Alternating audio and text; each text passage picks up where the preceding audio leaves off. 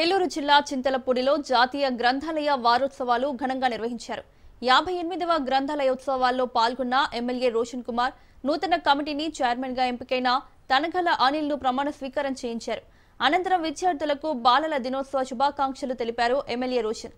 విద్యార్థులు పుస్తక పఠనం అలవాటు చేసుకుని గ్రంథాలయం సేవలను సద్వినియోగం చేసుకోవాలని సూచించారు.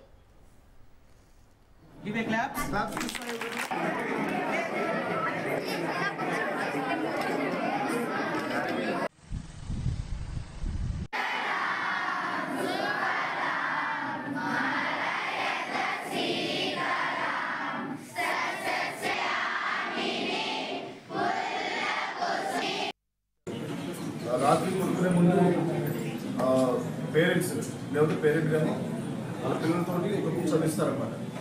సో బుక్ రీడింగ్ అనేది చాలా చాలా ఇంపార్టెంట్.